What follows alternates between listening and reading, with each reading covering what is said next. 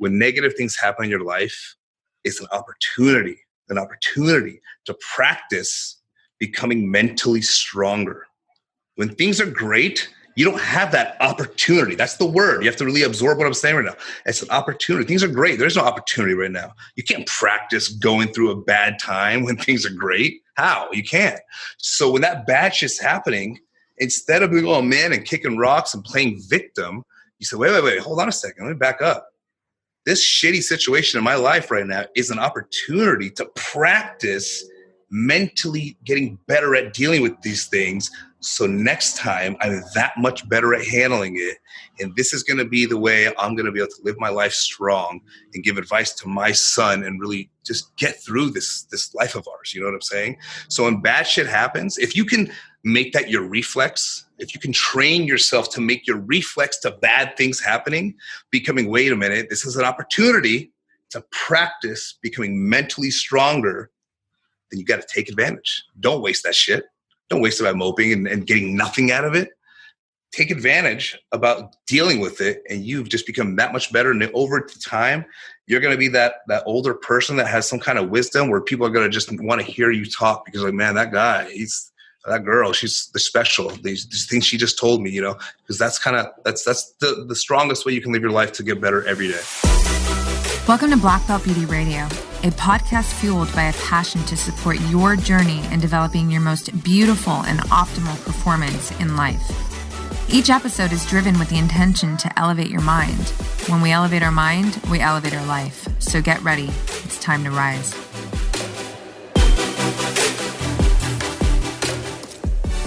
Hey, what's up, everyone? Welcome back to another episode of Black Belt Beauty Radio.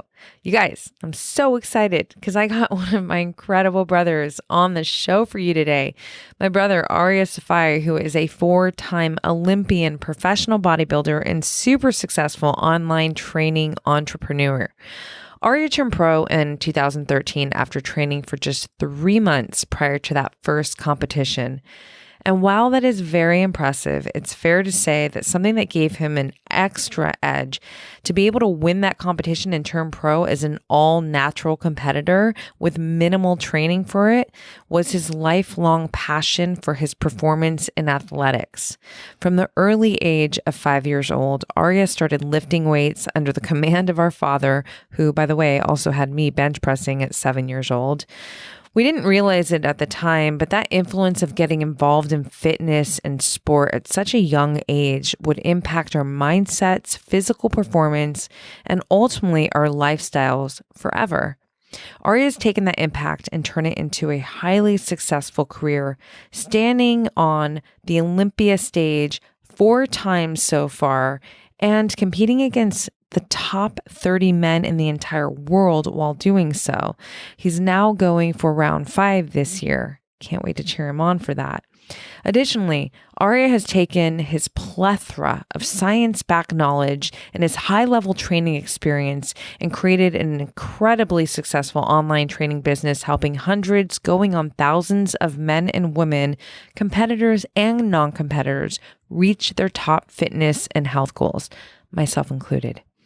All of his incredible success is accredited to Arya's deep passion for the sport of bodybuilding and fitness and for supporting others to fitness wins in their own lives.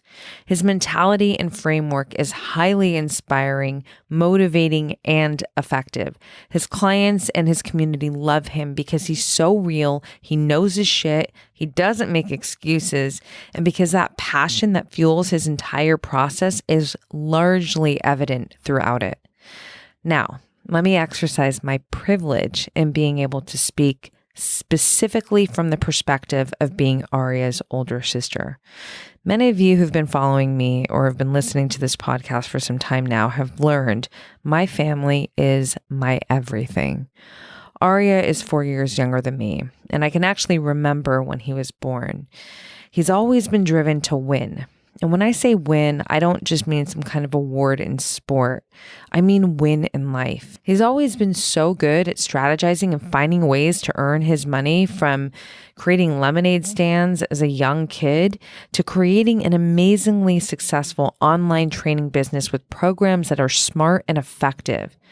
He has been team family always, wanting to succeed in his life for all of us to benefit from it. And that passion is something that you easily grasp in this talk.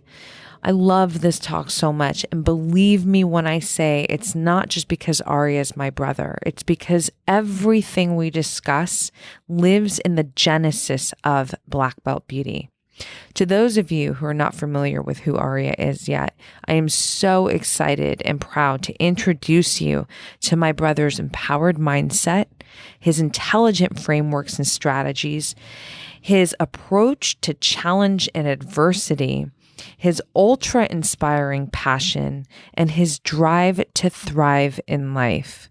I could not be more proud of who Arya is and how he moves through his life. So really quick, before I hit play, I want to ask for some support by leaving a 5-star review of this podcast on iTunes. It really does help this podcast reach more people, you guys. And the more people we can support to keep kicking ass in life through these episodes, the better.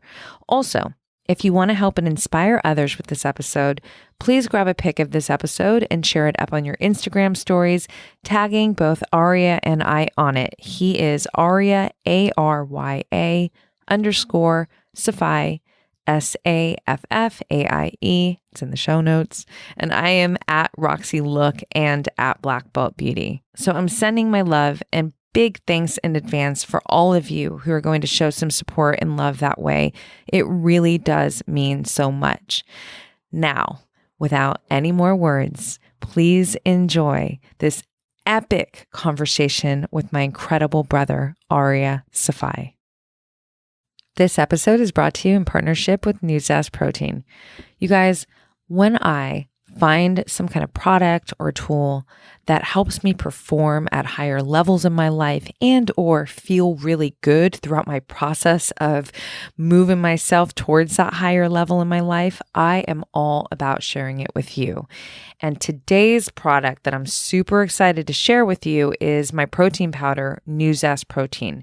So check it out. New Zest is a plant protein. It's an isolated pea protein powder. And what's so great about that is out of all the plant proteins that you can consume, isolated pea protein is going to serve you the best ratio of amino acids. And this is very, very important for your health, for the health of your muscles, for muscle protein synthesis, all of that stuff.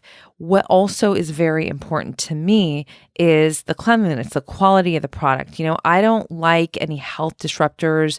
I don't like sugar, any of that shit in my products, right? Most of you know that by now. So it's got to meet this level of it helps me perform at a high level and it's not disturbing my health. It's actually supporting my health.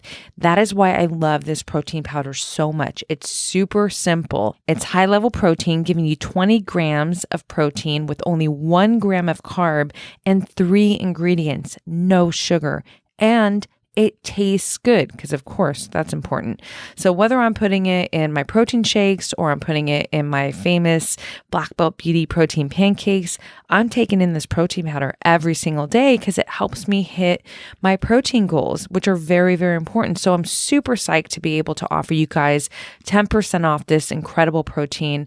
How do you do that? You go to blackbeltbeauty.com, you go to the shop page, click on New Zest Clean Lean Protein. It'll take you to their website. You plug in Roxy, ROXYS 10, and you will get 10% off. So they got a couple flavors. My personal favorite that I go to all the time is vanilla, but chocolate is super yummy, and I treat myself like almost like a dessert sometimes with that too. All of them are super yummy. Try them out. Find your favorite. Let me know what you think. I love hearing your thoughts. You guys, keep reaching for better in your life and keep utilizing those tools that help you to do that. New Zest Clean Lean Protein is one of them in my personal arsenal, and I hope that it becomes one in yours too. Enjoy. Boom. Brother. Ron? Isn't it funny that we're fucking Zooming on a computer and we're family? Totally. Fuck 2020. I was just going to say fucking 2020. That's the way it is. I love you. I'm so excited. Love you too. Do you remember when I was going to start this podcast? I do. Such a journey. Long time. 2.5 years in. I know. You would actually, well, from my perspective, wouldn't realize the work that goes into it until you have someone close to you that's applying everything into it. And it's definitely more than just talking. So good. And I remember when you were a guest on Mind Pump, and then that's how I learned about them. And they were one of the podcasts that really got me excited about starting a podcast. And that was such a good fucking episode and interview. And those guys are so rad.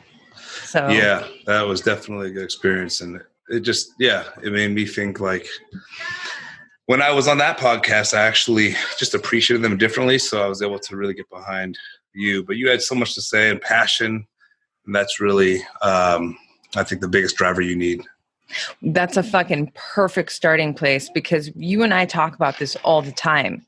We talk about, it's kind of like, I was thinking about it today. I was like, man, passion is, it's like a longevity tool, right? Because we always talk about how you need passion to really be alive, to live your life, right? Otherwise it's kind of like, yeah, you're here, but you're not really here. You're just here until you're over, right?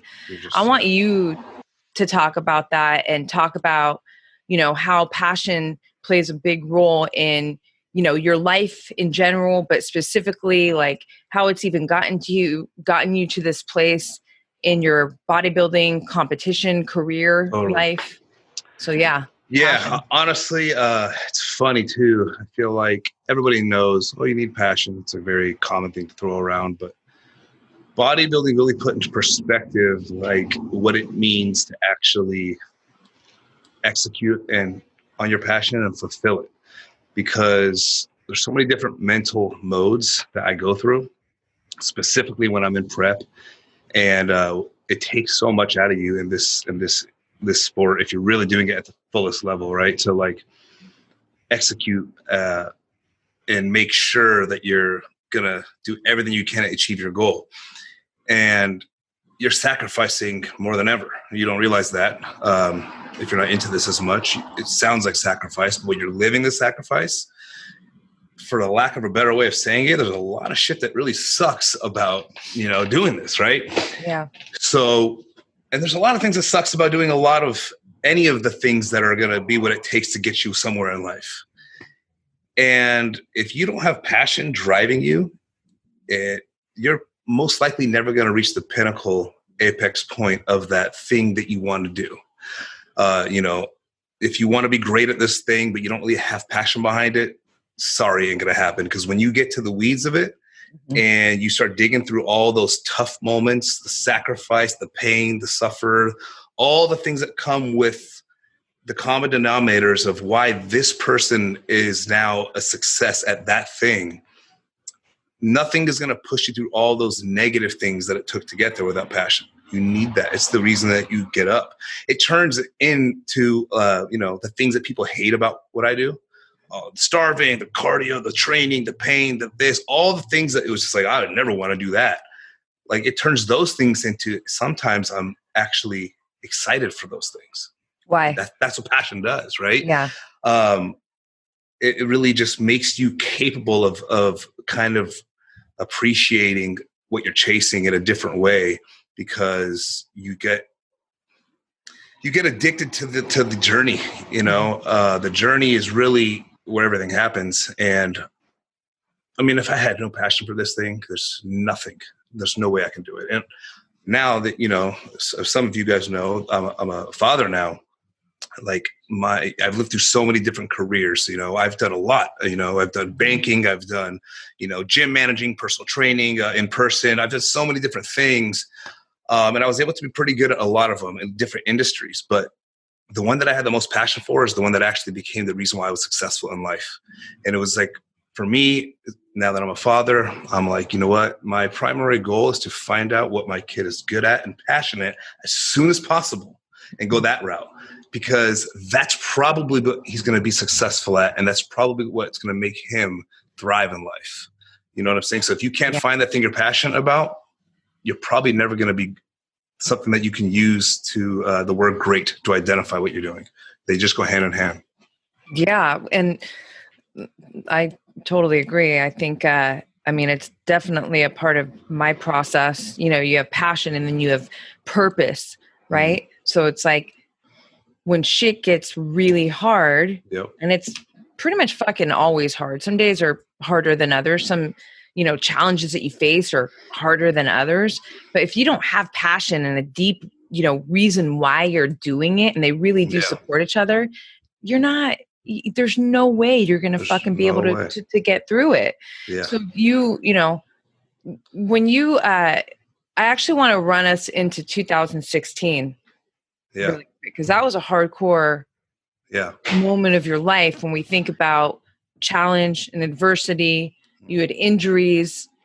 Let's go there, because it really goes hand in hand with, would you say that was definitely one of the fucking hardest periods of at least your career, the career part of your life? Yeah, I would actually say life too, because that was actually, I was juggling a lot, and I was basically put in a position where everything felt like it was against me. You know what I mean? So, obviously I came from a good place. It was really 2015 and 16, because 16 was the year that I thrived from the suffer of 2015. Okay. And the thing that made it difficult is 2014, I got on the map with competing as a professional. I qualified for the Olympia, which is the Super Bowl of bodybuilding, which at that time, I think there was only like 16 guys. And this is the whole globe, there's 16 guys in the globe, 17 guys maybe out of the entire earth. Everyone wants to get to that one stage, and I was one of them. So it was amazing. It was, cloud nine. I felt like I achieved this, and that was hard enough to get there. Leading into that, I had shoulder problems, things like that. And obviously, after the Olympia, I basically had to get some surgeries, and that turned 2015 into where I was up here, and I had some tough recoveries. I let it get the best of me. I was a little bit negative, and it was just kind of fell off the wagon completely. I have a tendency to do that, or I did at the time especially. And I went from way down here to the point where, suddenly everyone was like, wow, you look like this, oh, that. I didn't want to see people for a while, because, you get, my identity became fitness. And this is actually before competing, ever since high school, oh, Arya, strong, this, that. And suddenly when I look like, crap, and I'm like not even participating in things, that I was just in a bad mental place, you know what I mean? So I remember after I finally went through the surgeries, one surgery and the other one, and I had a huge, very tough road of recovery. It was extremely difficult for me to kind of get back on the horse. I knew I was going to, but that was also a very bad problem for me, right? Future Arya will take care of that. Future Arya. I relied on him too much. And by the time Future Arya came and it was time to take that first step of work, I was like, oh shit, I was so far behind, and it felt impossible, So that was the year that I actually, I for sure had to work the hardest I've ever worked in my life, because I was doing two different jobs at the time. Obviously, bodybuilding doesn't always pay your bills, and in most part, it makes you broke. Most people don't realize that. You spend money for the shows, this, that, until you're a pro and you get picked up by something, and all the right stars align, and you can get a sponsor or you have some business angle. Until then, you're just spending money on the sport. So it looks glorified, but people don't realize that, right? So I had another job, and this job I was doing basically a sales job, hustling. I left the banking industry. I was doing a sales job, hustling, and basically juggling both these two things. And I was so driven to get back to the Olympia stage. I know a lot of people are, oh, he's done, 2 surgeries, this guy's done, you know what I mean? There's no way. Shoulder surgeries too. So I was working full time, 12, 13-hour days, working out 2, sometimes 3 times a day. And I worked so damn hard, so hard in that period of my life. I was actually able to reflect on the previous times of my life where I thought I worked my hardest. I would actually tell people this, I can remember arguing with past bosses, of other jobs. I am doing everything I can. There's nothing else I could have done. And in that time, in that moment, I actually was arguing from a point where I thought there was nothing else I can do. I was doing the best I could until I saw myself do truly everything I can do. And there was passion involved because I was driven. There was nothing going to stop me from getting my goal. I don't care if I work full time. I don't care if I'm working 14-hour days, driving to city because it was an outside sales job at the time. I had a microwave in my car so I could eat my meals on time. I was doing cardio at night in cities that are 50 miles away from my house in some random neighborhood just so I can come home by midnight and cook my meals and go to bed by 1 or 2 so I can wake up at 6 and then do it all over again, day in, day out. And mind you, I'm doing this, as a natural bodybuilder in a sport it's a very difficult thing to do. And I worked my ass so damn hard. And then I was able to think back to my previous conversations I had with those bosses. And I was, you know what, Arya, you weren't working your ass off back then. You just convinced yourself that you were. And you were able to believe it because you were maybe doing a lot. But now that you've seen yourself and what you're capable of doing when you work your ass off, now you know that you've never really worked that hard in your life. And that was the only time in my life that year put me on the map. It got me a lot of exposure. It helped me launch or expand my online training business to where now I just do personal training full time from home. And basically it gave me the most success I've ever had in my life. So it's not a coincidence when you see all these people that have any level of success. The time I worked the absolute hardest in my life by far is the I finally became successful to a place where I was satisfied with what I was able to do for myself. Up until then, I thought I was doing it. I would argue with you that I am working my ass off, but I would also argue with you that I'm just coming up short and I'm not able to support myself and I'm not successful as I thought I was. And until I truly did that, suddenly it matched up to where the hard work came with success. And it just was it was a life learning situation because now I'm always honest with myself. That's what I wanted to talk to you about, because I think when you're when you're trying to grow on any level, if you're not being honest with yourself, and especially when you're trying to grow to something great, if you're not being honest with yourself, there's no fucking way you're going to be able to do it. Yeah. You have to be willing to be so honest and take whatever fucking feelings come with that honesty. Yeah. And fucking deal with it. And then, make the edits, do the things to do, what you need to do to get better. So, sure. I feel like what happened in that moment for you is like a gift that will keep on giving for the rest of your life, because you have that, reference point now. Yep. So even when you think about, right now, what we've all been dealing with and navigating with in this fucking radical year called 2020. Yeah. And I remember at the start of when the quarantine situation happened, where, you were still like, cause you were getting ready to go into competition mode. Yeah. And I was. Yeah, I remember that. And it was like, it wasn't looking every day. It was like looking less and less like that was going to be the case, but you were still staying in the ready game. And then, the plug got pulled and that was, that couldn't have been easy for you. I mean, I know as your sister, it wasn't, because it's like, this is your career and you're, you put your mind in that zone and you're like ready to go. And so many things are,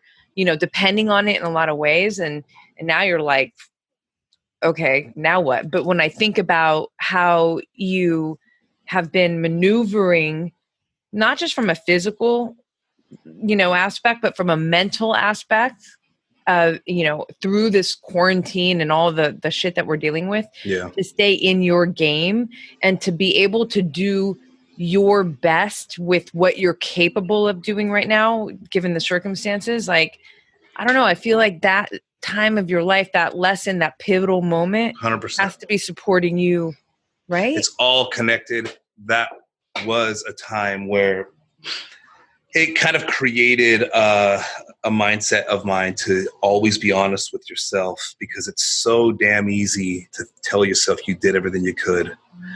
But did you? Did you really do everything you could? And there's a very, to myself, a very important quote, whatever you want to call it.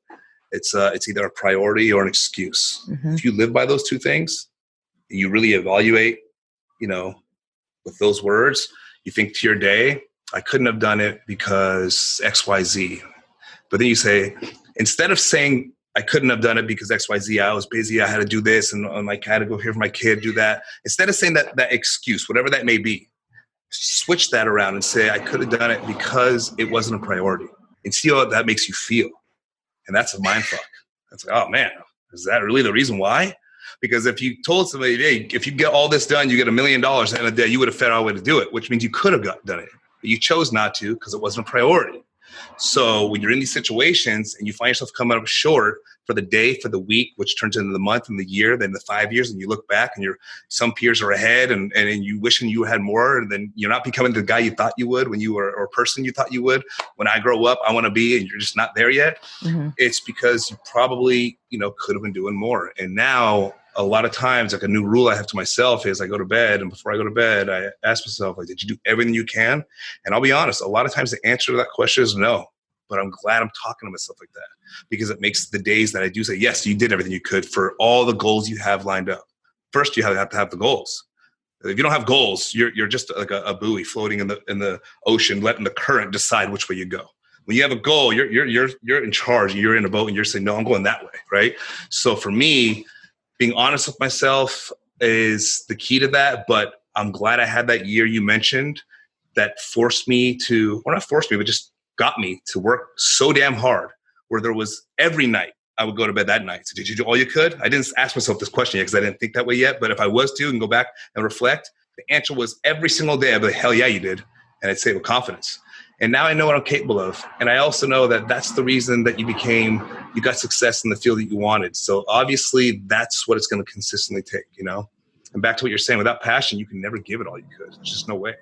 No, I love all that. And one thing I was thinking when you were talking about that honesty piece right there, I think a lot of people don't realize how empowering it is to ask yourself, did you do your best? And in the event that the answer is no, that's actually a very empowering moment, because the difference of like, I'm curious to what you would say about this. If you're like, I did everything, it's like, oh, right? Yeah. And you're not being honest, that's like kind of victim-y, right? Versus fuck, for whatever reason, I just came up short today. It wasn't my best day.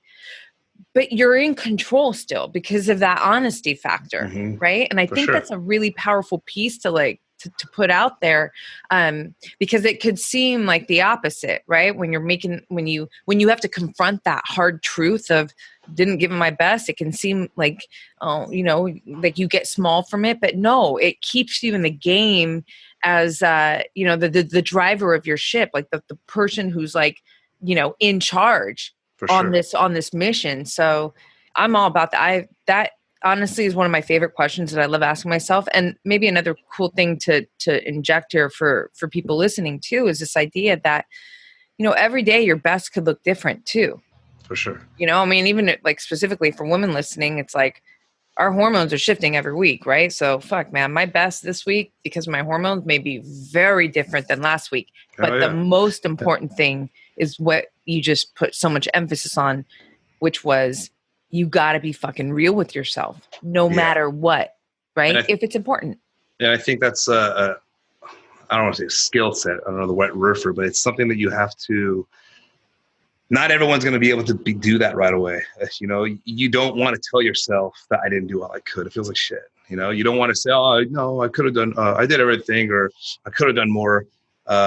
It doesn't feel good to say that. So getting to a place with yourself where you can feel comfortable talking to yourself like that, and then truly being honest with yourself and really evaluating, it's gonna really empower you for sure. But I think this all kind of circles back too, which is kind of cool. It comes to that word passion, right? Because if you never applied yourself to something you're truly passionate about, your gauge is off. How do you know you gave it all your best? Well, if you never really applied yourself to something you're truly passionate about, that's probably where you're going to find what your best is, right? In that mode of being passionate. And everybody has something, even if it's the stupidest little thing that you did when you were a kid, a video game, a toy, a hopscotch, whatever. If you were weird about it and suddenly you were the best in school and you were this, you can remember when I was obsessed with that thing, I was the best. So it's kind of like the passion is going to drive you to work your hardest. Working your hardest is going to allow you to get the success. That's going to be something you can always use to say, like, am I kind of using that kind of energy towards this new task that I'm on? You know what I mean? Yeah, so totally. It kind of helps you. So if I didn't have that, that difficult year you brought up, that really forced me to kind of put myself to the test and work, beyond everything was against me, but I persevered. Now that's my new bar. And now I know, and until I do something even better to say, no, this is my bar now. And tell them this is what I can consider what my best is. And I'm still thriving to do even a harder year and work even harder to say, now I know I'm capable. Because knowing what you're capable of is the key to knowing if you did everything you could have or not. And until you get something passionate that's going to drive you to find out what you're capable of, then you're never going to really know if you're doing your best. That's why it's so important to find out, what makes you tick and what makes you go. If you're wasting your time with some dead-end job or something you're truly not good at. And it's scary too if you're, like I was in banking, for example, and I was actually good enough at it. I was talented enough to get promoted in the corporate job, and I got up to a management position. That was a very dangerous place for me to be. I was good enough to excel and make a career and make decent money, but there was not the passion behind it. So I was never going to become the best banker in the world. You know what I mean? Finding something that I was able to do that really resonated with me in my heart and my soul and my passion, all that was actually what pushed me to see myself work my best. I mean, the banking was dangerous because when you can be kind of good at some stuff, it's a dangerous place to be because you're going to only end up mediocre. You got to take risks, and those risks have to be with the thing that you're passionate about, because then you're going to see yourself work like you've never worked before. And that's probably where you're going to find your success in your life, where you can look back and be proud of yourself. Not the banking job that you got to a certain level, but you're like, I don't really care about this that much, but it pays the bills.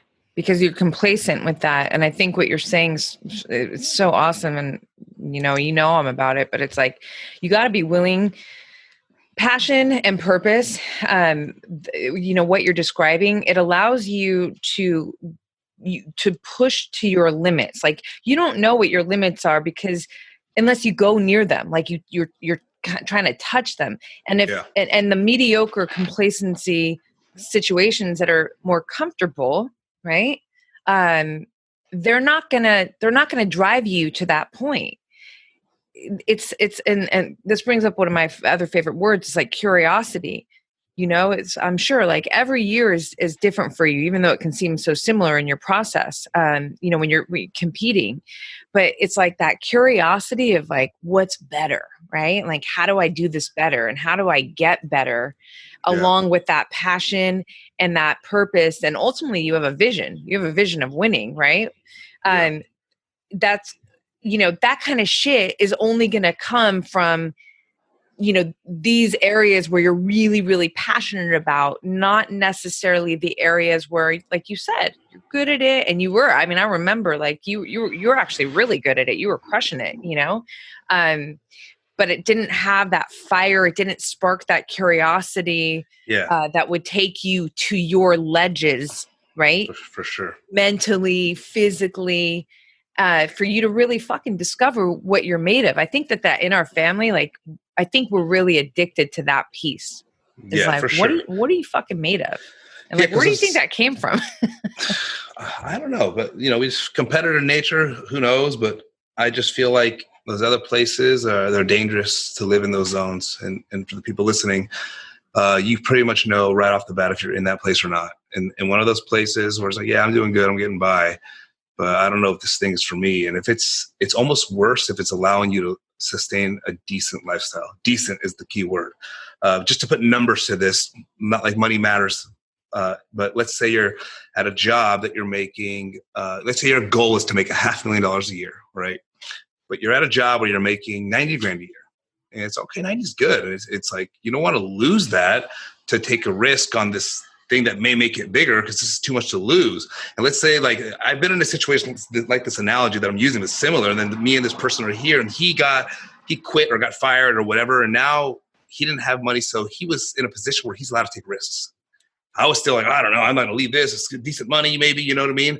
He can now take a risk, start slower, but then within 3 years, suddenly he's blowing me out because he's, he wasn't living in that dangerous place anymore where it was comfortable enough to keep him there. He was able to take a chance, for example. So it's like, you have to ask yourself, am I living in that dangerous place where I'm complacent and I'm not really passionate about this? So it's unlikely that this is going to be the place that takes me to the level that I want to be proud of myself with. And if it's not, man, I'm telling you, your mission in life right now should be, what am I passionate about? What am I good at? Find out what you're good at and go. Now as a father too, more than ever, that is my primary goal. Find out what he is good at, find out where his passion is, and set him there right away, as soon as possible. I'm not going to wait around to have him, go to some job fair and see what he's 18. No. We're going to find out early, because that's where you're going to make yourself successful. Those two areas, what you're passionate about and what you're good at naturally. If you focus on those two things, success is just around the corner. It's just a matter of hard work now. But the hard work comes easy because you're passionate. So it all just feeds around, So, totally. Yeah. No, it's so true.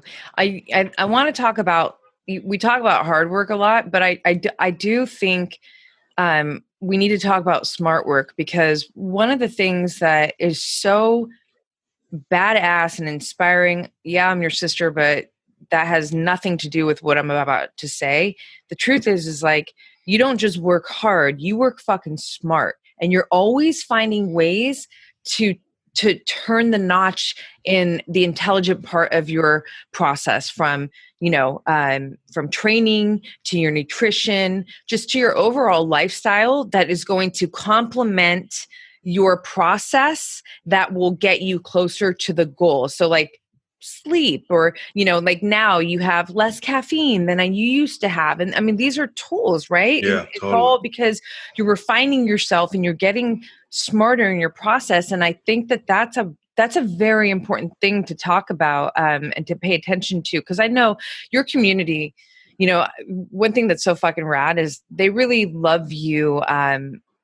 You're like a hero, I see the comments and I see the story posts, and I think a lot of, it's not just this physical thing, like, oh, you're the guy with the sick physique. I mean, for sure, but you represent more. And I think a big piece of that is your mindset, your attitude, the way you are as a competitor with your other competitors. And then there's the smart factor of, your nutrition.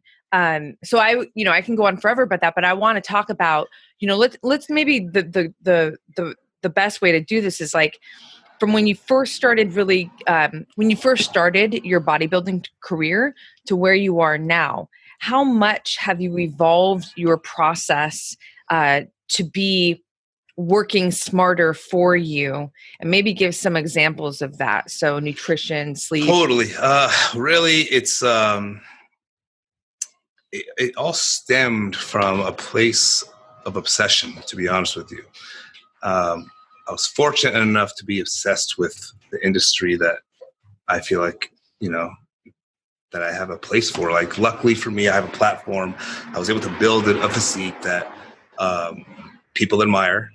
I say that with all humbleness.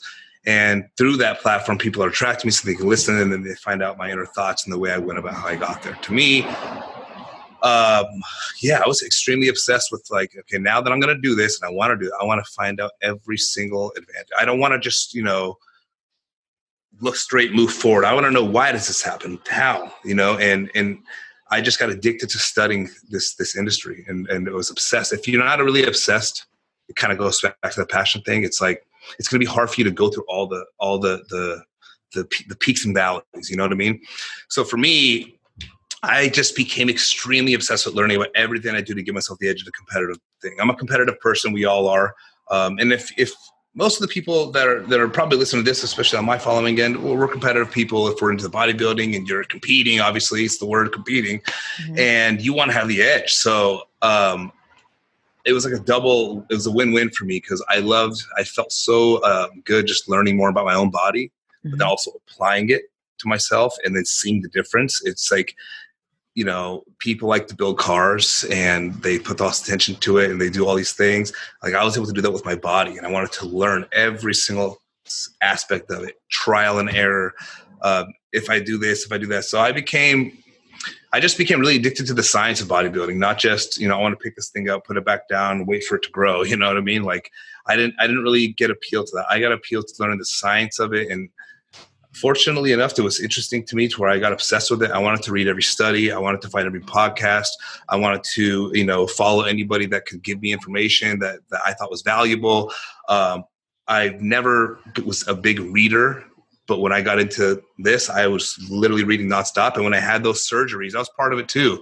I felt like that was a little bit of the trigger to kind of like get me a little bit more obsessed with all this because I knew I was basically going to have to make a comeback and I needed every edge possible. So I buried my head into the books. And upon doing that, I just really liked that style of kind of the bodybuilding, not just going to the gym. I want to know why. Mm-hmm. I want to know how. I want to know when this happens, that's the result. And here's the mechanism that takes place in between. And that allowed me to apply myself better, because when you have a full understanding on what's going on and why, it actually makes it become more fun too. You know what I mean? Like, everyone knows sleeping is good, but why is sleeping good? Let me get into that and find out why. Oh, it does this. Oh, it does that. And you just now want to do a nighttime routine and get good sleep. And when I wake up mentally, I feel like, oh, I have the edge today. I got good sleep. And, you know, when I eat this and I do that, this is doing this, but why is it doing this? It's doing this because that. And then I can picture what it's doing in my body. And I just feel like, oh, things are happening. I know it. I know where they're going and how they're doing it. And that made it more fun.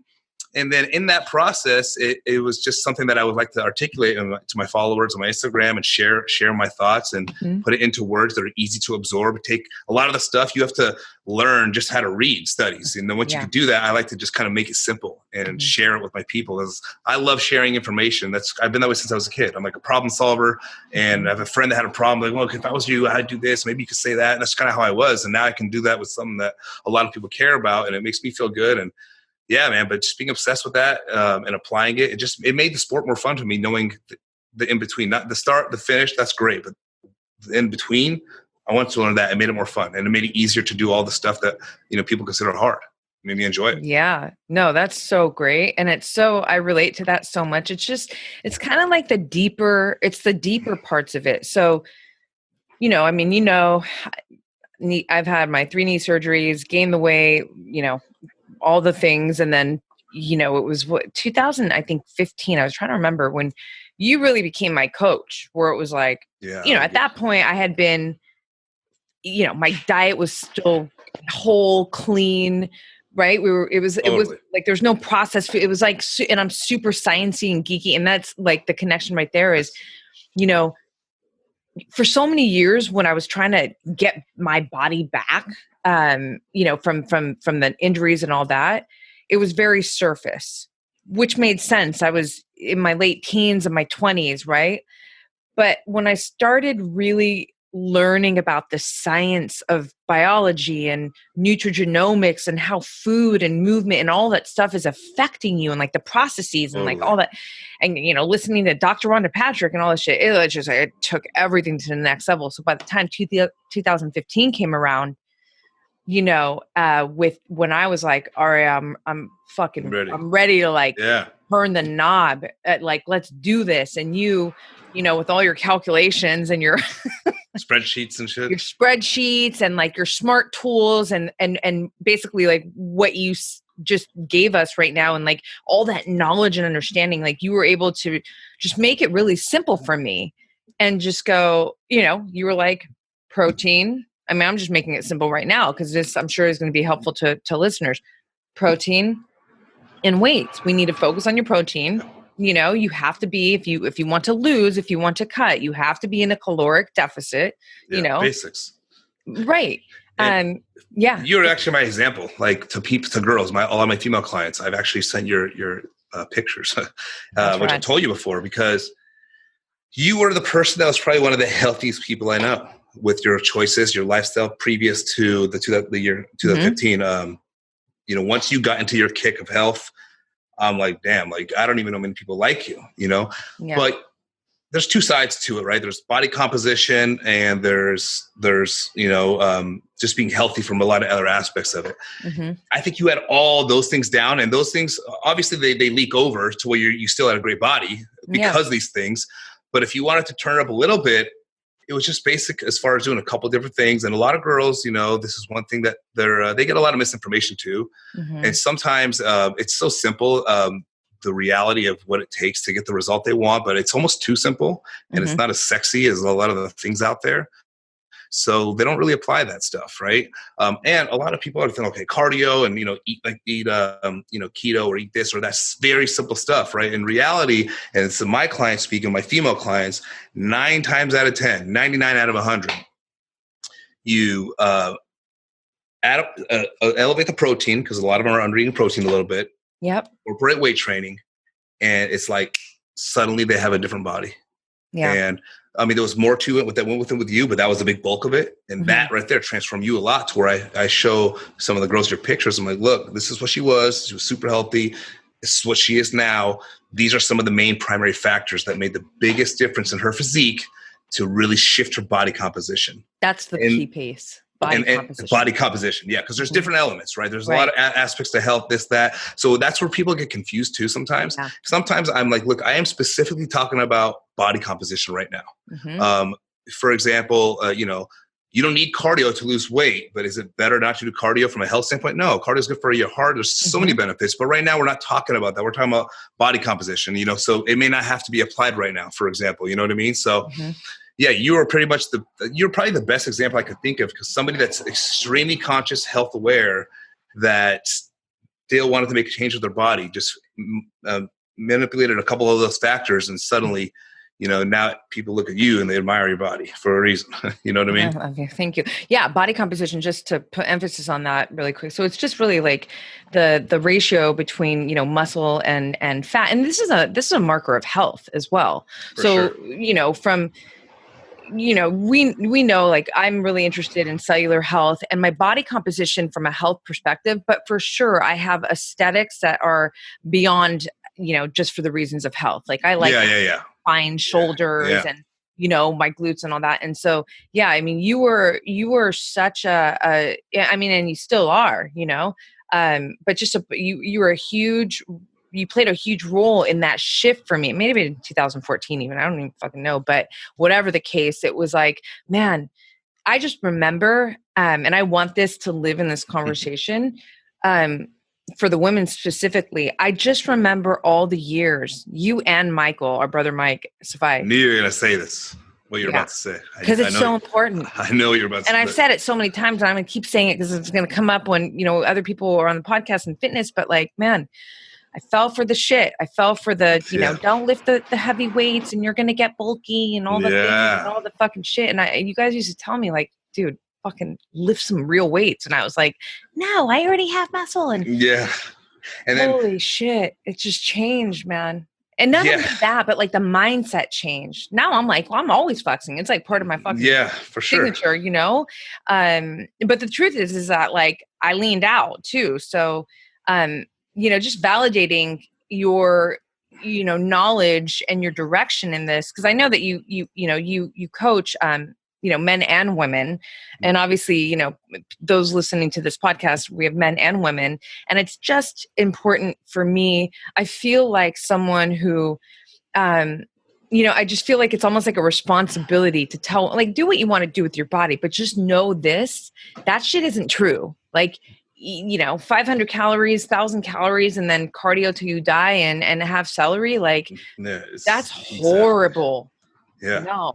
And so, and honestly, a lot of things too, people don't realize that lifting weights is just, they think cardio is the answer, versus lifting weights to lose weight. It's really the other way around, because cardio burns while you're there in that moment, right? So let's say you're doing for easy numbers, 30 minutes of cardio, you burn 300 calories. But if you lifted weights for 30 minutes, you burn 150 calories. It's like, well, that's half. I don't want that. It's okay. Well, what happens after you do cardio? Well, for the most part, especially if it's low intensity, that's it. You burn 30 calories. Have a nice day. That's all you get out of it. What happens after you lift weights? Well, things on a cellular level are now changing your body. You just triggered a process. Now, what we're doing is we have to, the muscle's broken down. We have to go and recover this muscle. That costs calories, right? There's damaged muscle there. We have to recover, repair it. We have to, now that we've built new tissue, because that's a result of the exercise, the next day you're feeding it nutrition, it's recovering. All these things are calorie expensive. So from that one session, you're still getting a residual benefit there. And now if things were good enough, you built new tissue. And guess what? Maintaining new tissue costs calories. So that one session, that 150 of calories you burn for that 30 minutes versus the 300 really turned into a hell of a lot more calories down the road. So it's almost like a teach a man a fish versus give a man a fish type of thing. Cardio, you give a man a fish. And he'll eat and maybe get full. Teach a man a fish, like, this side sucks. Like, oh, shoot, now I can eat forever. Residual benefits, that's what weight training does. Because eventually you're sitting there, maybe 7, 8, 9, 10 pounds heavier of muscle. And just to do that, just to have that muscle on your body, you're burning more just sitting on a couch. You know what I mean? So now it becomes easier to maintain body weight and actually have a lifestyle versus just chasing cardio all the time is the only way. It's like cardio is only as good as the snack you just ate. That's it. You don't eat that snack. Same thing. Not for your heart health, because remember, body composition and health, two different things. But as far as if your goal is body composition, it's like, do I need to do cardio, or should I just not eat that snack, the bag of chips? Same damn thing. Weight training, not so much. Like, okay, well, the chips actually can help go towards the recovery of this and build new. So it's just so many different reasons why that's better. If I had to choose one version and my goal is weight loss, if the rest of my life, say you can lift weights or do whatever, my goal is weight loss, hands down, weight training. And this is something that a lot of females, they don't wrap their head around because they're just sold the idea the wrong way. Yeah. But like I said, 99 out of 100 of my clients, it's like, hey, let's start lifting weights. More vigorously, not just little lightweight stuff. I want to get tone, all that stuff, and up your protein. And within 8 weeks, it's like they're looking at a body they've never seen in their whole life of 10 years of trying. You know what I mean? It's literally that simple. It's like magic for them, and they're like, wow. Right. No, and another great piece to add to this is that my good friend Dr. Gabrielle Lyon, who's like the queen of muscle health, that's what I call her, right? And she says that muscle is the most underappreciated organ because it's actually the organ of longevity. So it's literally what's going to support your lifespan, your health span, to be, for you to. I had this conversation with a girlfriend the other day. We're talking about she wants to start lifting weights, right? Because we're talking about all this stuff. And right now with the quarantine and all the things, it's hard to get weights at home, And we're online shopping. She's like, wait, what weight do I need to deadlift her? And she's like, wait, 35 pounds? Like it was hardcore, right? And granted, she doesn't lift weights. But I was like, it hit me. I was like, imagine you're in your 30s and it's hard to deadlift 35 pounds, right? What's going to happen when you're 50 or 60?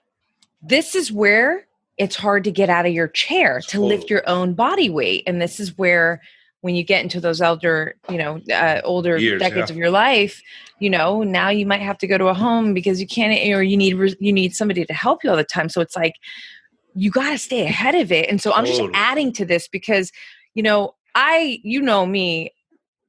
love merging. Yeah. I want the vanity piece to it. Fuck yeah, for sure. It feels good to live in a bikini body, 365, I don't have a fucking summer body, but it's almost like it's the byproduct for me because what I really, the most important thing for me is I'm getting out of my chair when I'm 70, 80, if I get to live that long, my cognition's on fire, and all that stuff. So it's just the going back to the resistance training piece. It's like, I love that, I finally fucking listened basically to my brothers, it just changed everything. And it put me on a way healthier trajectory for the rest of my life. For the rest of your life. And that's the thing, connecting to what you're saying. A lot of people that don't implement these kind of things, they don't, and they have these little pains, or I can't do this, or, I can't do that. With weight training, even like stretching, mobility, all these kind of things that really matter. And by the time you're 40 or 50, whatever, what are your peers all telling you? Oh, back pain. Oh, I can't do this, can't do that anymore. It's like, well, why can't you do that anymore? It's not because it's not because your age is limiting you. It's because of your actions of what you've been doing is limiting you. But because all your peers are telling you this, what do you think it is? You think it's normal. I'm just 40. That's all. I'm just 50. That's all. That's why I can't lose the weight this time. That's why I can't move around like that. And I become more comfortable with that being the reality because the peers of my age group are all saying the same thing. And that's the most misleading thing that can ever happen to you. The older you get, the more you have to do to just compensate a little bit, right? So weight training is one of them, mobility, stretching. If you don't want to be the person that has a bad back, that can't walk, or I can't do this like I'm young anymore, you just have to do a little bit extra work, but you can be just as much as the 25-year-old if you're ahead of the game. You know what I mean? I feel like everybody, like I see some people like, oh, I'm 40, can't do this, like I used to. And I'm like, dude, like I'm 38, bro. And you don't know, he didn't know that.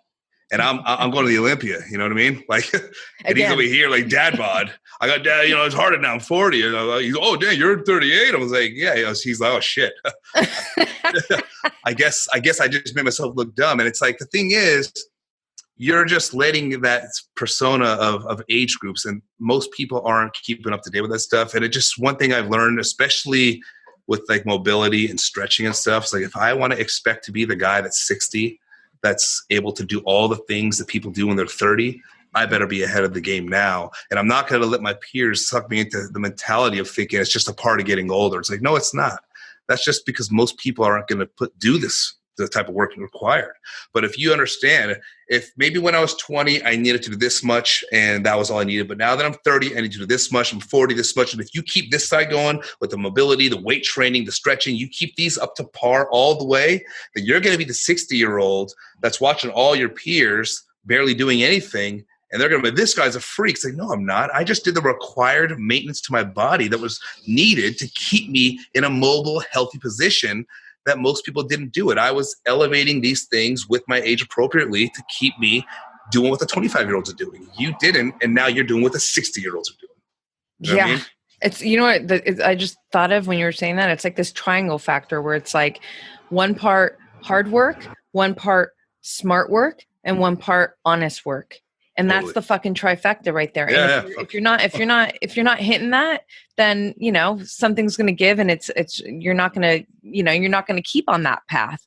But all three of those have to be in motion, you know, as you don't have to be a competitive bodybuilder. This is just like, you want to do life and you want to be healthy and strong and fit. Yeah. That's a powerful, and that's why it's so important too. You said, like, you know, the smart side of things, why I do it. If people really want to like make this like more of a part of their life, learning like the processes, what takes place in the body, just give yourself a little, you don't got to be some genius nerd, a little of the education on why these things happen, you know, as far as building muscle, mobility, all these things. It actually makes it a lot easier to do it, because awareness is a motherfucker. Okay, yeah, I was going to say that. Awareness is the motherfucker. And when you know, if I tell somebody, you know, pick this weight up, put it back down, okay, and then watch your muscles grow, that's one thing. But if they understand the mechanism, what's taking place, it makes that thing a little bit more fun and exciting to do. You're thinking about all of what's going to happen as a result of this, not just the result, but the process, right?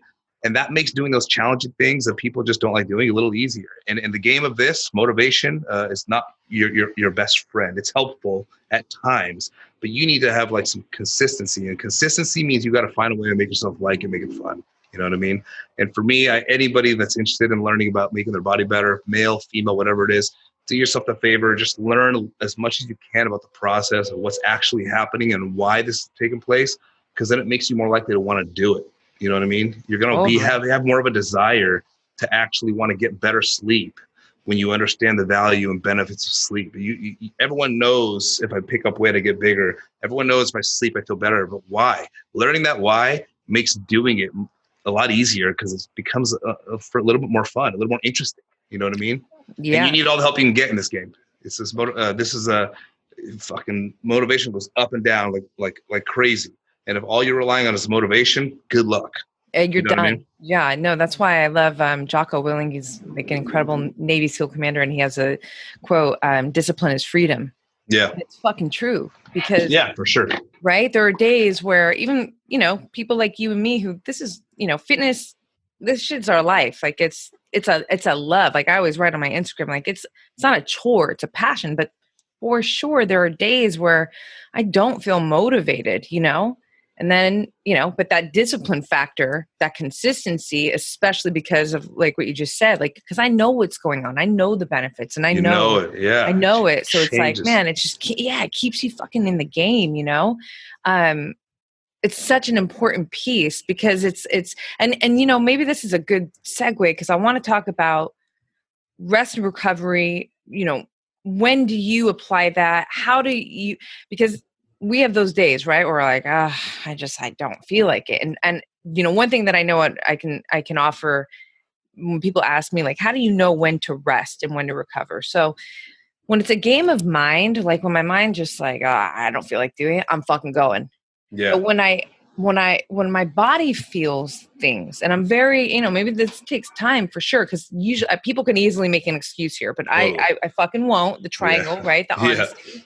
And but I know, like, maybe because my training session the day before, I didn't sleep good or whatever, and my cycle, where I'm like, okay, when I get cues from my body that are telling me like, hey, I need you to make this an active rest day, so just walk Yeah. or whatever, then I know I'm gonna fucking listen, because I'm in the game with my body. I'm not just trying to order it around. The mind, though, when that shit starts going, then it's like, no, I'm the Yeah. boss. So I want to talk about that with you, because I know that comes up, and there's times where you got to crack the whip and you're disciplining and you're going into it. And then there's times where you honor your rest. And I'm sure that people have to be really curious about that. Yeah. Your process, because they see you just like gangster mode all the time, and even like talking about it in this podcast so far, of just like the hard work of the heart. But what is that? What does that look like for you? When you start to feel like, should I rest? Should I push? And then what do you Yeah. actually do? Do you know what I mean? For sure. And this is actually, it's critical. Recovery is a critical thing. I think some people, to be honest, they take it a little too far. They've read a little too much about recovery, and that makes suddenly they're taking 6 days off a week. Recovery, it's like, that's not how you're supposed to look at it, right? But the balancing act of recovery that you need is definitely something that you have to put a lot of thought in. For me, what I like to think about recovery, it helps my mindset. Again, learning. This is another thing connected, but somewhat different we're talking about. When you recover is when you're actually getting the benefit of what you did yesterday, for example. You don't think that way. No one thinks that way until I did. I was like, oh shit, actually, this is. So when you're lifting weights and you feel a bump and a burn, you think that you're growing right now. You're not growing right now. This is not where it happens. This happens tomorrow, after you've slept good and you ate well and you did all those things. And the recovery from this muscle, that's when this is happening. So recovery is really all of it. So you're just kind of setting up signals to start setting things off. But there's times, like you said, where you just kind of feel like you're overdoing it. And there's mental recovery and there's physical recovery, because sometimes 99 out of 100, your mental, the times you're like, I don't want to go, because that point you're like, fuck it, I got to go. Sometimes maybe the mental recovery day is actually what you need, even if your body felt good, but your mind was fucked, and that's not going to help you. And sometimes that day off, and then the next day, for some reason, you wake up, you're charged, you're ready to go. You don't necessarily have to feel guilty if you are honest with yourself. You said, this was the day I just needed for me to reset my mind so my body can do better tomorrow. Most of the time, it's the other way around, right? Mm-hmm. Where the body's good enough, the mind's like, I don't know, lazy. And that's when you really that's the hardest part for most people. That's the part where you really got to you kind of got to ask yourself what you're made of. You know what I mean? Like, everybody has high expectations about themselves. And the younger you are, the bigger those expectations go. The older you get, the more you kind of become realistic with what you've become. When I grow up, it's no longer an issue anymore. It's like, this is who you are. So at a certain point, it's almost right now, like I'm 10 weeks out of a show, 9 weeks out, it's starting to get tough. Mm-hmm. It's almost a daily challenge every day to do some of the things I need to do. Some days it's easy, but those are free. Who cares? What? I'm not going to worry about those. The hard days are the ones that actually matter, right? So that's how I like to look at those days. That's how I like to label those days. These are the ones that make the entire difference, right? So when I'm about to go to the gym, like last year was probably one of the most difficult preps, because I dieted so long. I would get in the parking lot sometimes, and I was like getting horrible sleep, because you get really low body fat and you're just pushing too hard. It's just not the best thing for your body. The extreme side of bodybuilding is not that healthy. And I was in this phase for a while because that's what I had to do. Mm-hmm. And I would go to the gym and I'd almost want to fall asleep in the parking lot sometimes. But God, I don't want to be here. I don't want to be here. But this was not a time where I can do that. So labeling those days as the days that make everything matter, they are the ones that count. Those are the ones that separate you from everything else. That's how you have to view those days. And then that forces me to go in there and do what I have to do, and not 90%, because it's a light day. No, you got to go 100%. You got to do what you need to do. You know what I mean? On the days you know you need to. So for me, labeling my those days, like those are the biggest ones to overcome. Those are the biggest ones that make me feel satisfied for overcoming those challenges, because those are where people quit. Those are where people decide not to do this. And one day here, one day there, times 3 months, 6 months, is there between someone that's here and someone that's here. So I almost like on purpose sometimes to force myself to get the absolute best workout possible on the days I'm dreading it the most, because at the end of that workout, I feel like, man, you just totally won. And now I'm motivated again. And now tomorrow even feels easier because I just killed it today. So now I feel like you got some momentum, you did it. You pulled it off. You got through this workout. You didn't want to be here. You didn't want to be here. You push yourself because you knew these are the days that make champions. This is like, if there's a bridge and there's little gaps, like these are the ones that connect those gaps.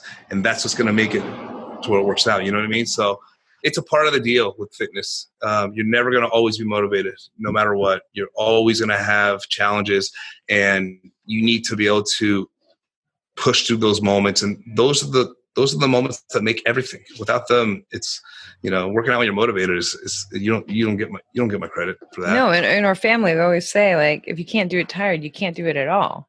Yeah. Like it's the last set. It's the last rep. It's like, that's where I fucking tell myself, like, who the fuck are you? Oh yeah, prove it. And I guarantee every single person listening here, they've had a moment where they didn't want to go to the gym. They didn't want to diet. They didn't want to do whatever their original plan was for the day to achieve their goal, but they stuck to it and they felt damn good about themselves, So you can relate to that feeling, whether you've done it once or 100 times, but the goal is to do that as much as possible, because in the end of the day, that is the key to consistency. You know what I mean? Consistency is in fitness, they go hand in hand. And the cool piece is that it's transferable to other aspects of your life. When you witness yourself pushing past these fucking hard points and you're building resilience, I know, like in the situation we're in now, dealing with the COVID and dealing with the fucking quarantine and all this stuff, right? It's like, man, all those hard days where I'm like, I didn't feel like running a 10K in the sand. Yeah. I didn't feel like fucking deadlifting. Those are but I'm so with you on that, because when I feel the, oh no, and I go, it's like those days just mean so much more to me. And I think specifically because I know how it's going to transfer into the rest of my life. Yeah. When I'm facing a fucking business challenge or, all of a sudden all the things, it's like, yeah, but fuck, I'm a tough motherfucker. Like, I know I've proved it to myself. I've done it over and over again. And I'm going to continue to do it. And so it's like, this is just a tool. Like for you, it's very direct to your career, right? But you also, you can expand on that, but like how your career in bodybuilding and the sport of bodybuilding has affected your overall life. I mean, you're a dad now, you're an incredible partner, my girl, Patricia, and like how you guys roll together and like, just, you're organized, you're efficient, you're like it really does transfer into the rest of your life. It definitely changed my life. And Patricia probably knows more than anybody the shit that I go through at the deep moments where I'm in pain, or there's a lot of times where I just don't want to fucking do what I gotta do. It's like you wake up from maybe a crappy night of sleep, and it's like when you're in the level that I compete in, there is no, I could take a day sometimes, even if you need it, you know what I mean? But when you actually push through all those things and you get success at the end of it, it becomes back pocket motivation for the rest of your life, because you realize that is what it takes sometimes to become successful, not just in this and anything in life. There's always going to be moments and times you just don't want to do it. And if you don't have the type of mentality that's going to say whether I want to do it or not is not an option. I got to do what I got to do to get success. You remember how motivated you were in the very beginning with this fantasy, this goal, this career, whatever it was? Remember that guy? Where's that guy today when you're telling me you don't want to do it because it sounds too hard? That guy was all motivated because it was early as the beginning. He hasn't had all this accumulated fatigue and tiredness. So he was like, yeah, I'm going to do it. I swear. Right when it gets hard, where's he at now? You know, that's when you got to dig deep and you got to do it no matter what, because this is all part of your plan and you have to stick to your goal. And that's why bodybuilding taught me so much. You know, it taught me because it's cool that I get to get a reward and win something at the end that really kind of puts a tangible object that represents you didn't fucking give up ever. You know, all those times you wanted to, like I said, Patricia would probably know more than anybody else some of the deep waters I've been through, depressing moments, breakdown moments, suffering, pain, physical pain, mental pain, anguish. I mean, so much. But when you push through it and you get it, it's like, dude, you're that much stronger. And now I know what I'm capable of, and I'm never going to give myself anything less than that for a new goal I achieve to. And if I do give myself less, I'm going to know it's because I just didn't give a shit enough. It wasn't a priority to me. And I'm going to penalize myself for that. And that's going to create pressure to make sure I do something better the next time. You know, it's all connected. Fucking awesome. So good. It's so true. Yeah, it's interesting how fitness can kind of overlap to so many other aspects of your life. And I changed my life for the better. Literally, I started bodybuilding because I didn't like the direction my life was going, with a lot of different things I was doing. You know, I was partying a lot. I was doing fun. I was in that dangerous zone where I was able to still have a good body, still have a decent job. I was able to maintain a decent lifestyle, but I knew I wasn't meeting my potential, and that was a dangerous place. Bodybuilding made me shut the shit down and drive towards goals, and I saw a side of myself that really allowed me to now know what I'm capable of, and now that's my bar, and I'll never go below it. You know, and so that was like the big, you know, you had deep purpose there. You just were like, you knew that you had more to do in this life. You had more to give. You had more to experience, and ultimately more to share. I mean, you share a lot. Like you really are an inspiration to, I mean, I'll say it, you know, to your community and even to your fucking family, you know. Like the other day, I finished my run on the beach and I don't know, I was on Instagram doing my story post, whatever. And I saw your story, you know, about 2016 with all the shoulder pictures and all that. Yeah. And it's like, yeah, even though you're my brother, it's like you are a real continuous source of inspiration that is so powerful. So, it's pretty amazing how, and I feel lucky, and I feel like you would agree on this because, you know, we love this shit. And we actually love the fucking hard parts of it, right? I think we got fucking lucky because for sure I have the opposite problem of, you know, I don't like to sit on the couch. Like, I gotta move. The hardest part about podcasting is like fucking sitting for a couple hours, you know? But I really do think that in our family, for the most part of our family, you know, I feel like we got lucky there, you know, and I'm sure that has a lot to do with our childhood, you know, just the way we were always playing outside, running outside, and, you know, all of that stuff. Sure. But we got lucky. We did. And you know what, too? Like, a lot of people have a hard time telling themselves, oh, I want to do this because I want to look this way, or I want to be this way. They have a hard time kind of admitting that, like, it may be for a vain reason. Mm-hmm. You know what I mean? I remember tasting a little bit of that, but I let go of that completely because fitness is something that you need for the rest of your life for health reasons. Let's get that straight, right? So if you could find any reason at all to keep you motivated, you take that shit. Yeah. You know what I mean? Like, I don't care if just I want to look good in the mirror. Like, if that's the reason why I'm not going to eat this crappy thing or not go do that, like, then I'm going to do that. But some people like, oh, you should be happy with the way you are, and you shouldn't be so, self-concerned with this. And, you know, a lot of people think that way, but, you know, I don't think that's a healthy way to think.